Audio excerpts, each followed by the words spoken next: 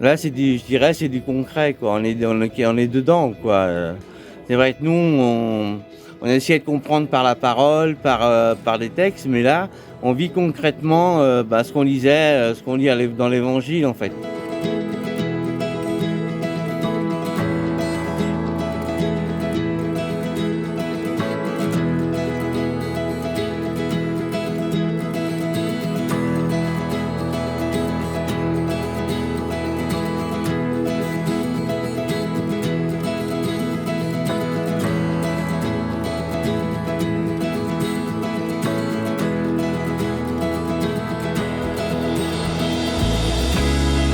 Nous avons joué l'Évangile.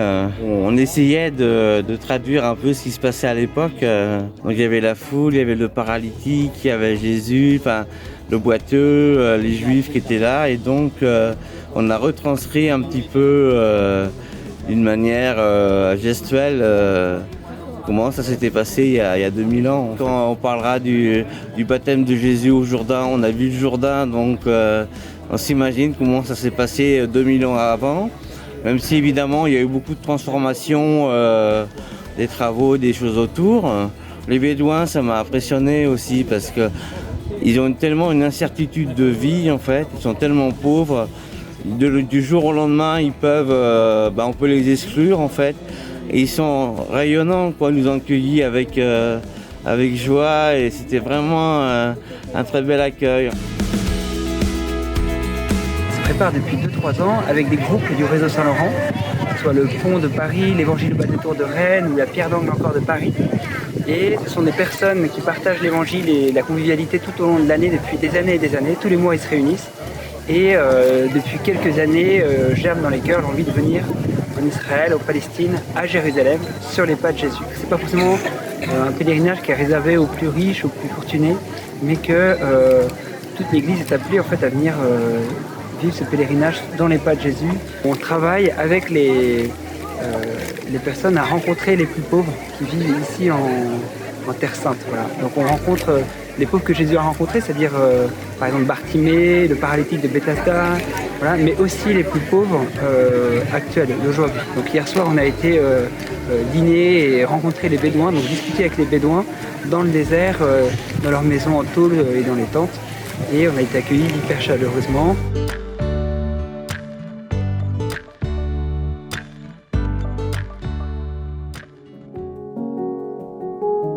On voit qu'il y a des milliers de pèlerins de toutes nations, de toutes confessions.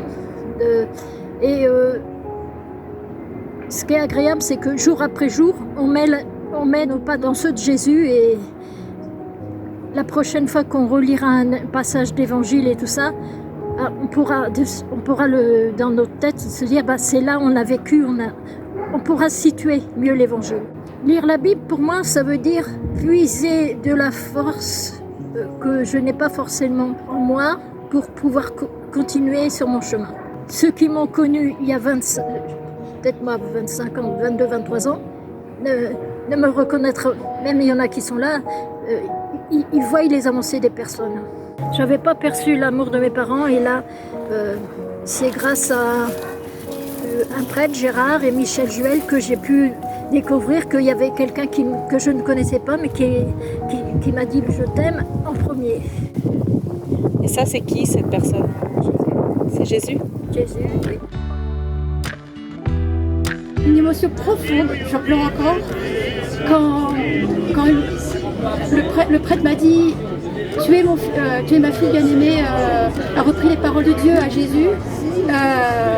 Je me suis sentie vraiment la fille bien-aimée de Dieu. Vivre l'évangile avec un groupe de personnes qui vivent vraiment leur foi, qui vivent beaucoup de choses dans leur vie. Et Jésus est venu pour tout le monde, pour les plus petits, et partager l'évangile, le pèlerinage avec ces gens qui sont vraiment marqués par la vie. C'est vraiment une joie profonde de découvrir les lieux où Jésus est venu. Et c'est un groupe qui me correspond parfaitement.